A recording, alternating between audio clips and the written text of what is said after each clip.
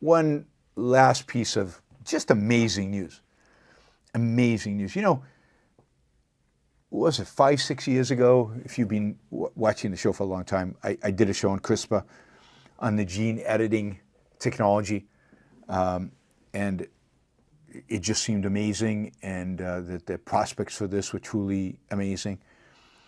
Well, we just got, I think last week, there was published a story about one example of how amazing this could be, and this is really a first of its kind. So a baby was born with something called CPSI deficiency.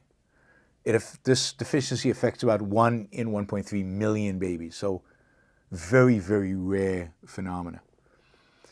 If about 50% of all the babies with this disorder die in the first week of life, and the other half who survive have severe mental and developmental delays, and they eventually will need a liver transplant. Anyway, life is hell for them. Such a baby was born at the Children's Hospital in Philadelphia, and the parents decided to let the doctors try a new treatment on this baby. The baby is the first patient of any age to have a custom gene editing treatment. So what the scientists did is they looked at the baby's genome and they customized a gene editing treatment for him. That they then gave an infusion of the medication. In a sense, what the gene editing, what CRISPR did was fix the gene that is defective, causing the disease, and it got fixed. The baby's now 9.5 months old and seems developmentally normal. Now, the implication of this, are huge. Now, if this is a lot to develop, this is true personalized, customized medicine.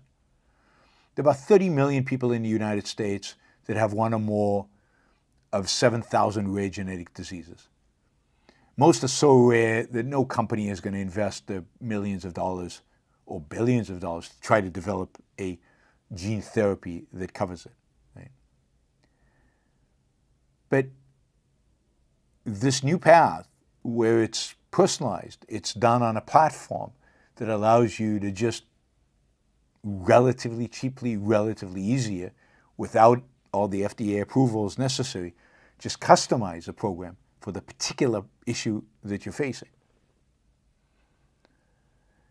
For example, this illness that affected this baby was a result of a single mutation, an incorrect DNA letter among the 3 billion in the human genome. Correcting it requires pinpoint targeting and fixing that particular gene that causes this particular disease. So to do that, the treatment is wrapped in a fatty lipid molecule to protect it from degradation in the blood on its way to the liver, where the edit will be made. Inside the lipids are instructions that command the cells to produce an enzyme that edits the gene. They also carry a molecular, what they call the molecular GPS. This is from a New York Times article. This is the CRISPR, which was altered to crawl along a person's DNA until it finds the exact DNA letter that needs to be changed. Now, this treatment was customized so CRISPR found just his mutation. The same sort of method would be adapted and used over and over again to fix mutations in other places on a person's DNA. Only the CRISPR instructions, the editor, needs to be changed to find different spots. But the treatment as a whole doesn't change. It's just the CRISPR needs to be, it's like you need to give it new directions, where to go. So this is, supposedly amazing. This is an amazing method. You could imagine this ultimately being used on things like sickle cell disease, cystic fibrosis, Huntington's disease, muscular dystrophy. It could completely transform the treatment of genetic diseases in America today. This is what happens when you follow principles, in this case, scientific biological principles, and you let the human mind, you unleash it on the world, guided by principles, by the scientific method, the knowledge of biology, and by logic, by reason. These are the kind of advancements that are possible. And it's sad that we only see this in science, and not as often as we should. And when it comes to politics, reason, logic, principle have been abandoned completely. So yeah, I love seeing the, CRISPR. I read a book about it and read a bunch of articles about it. It just seems like an amazing technology.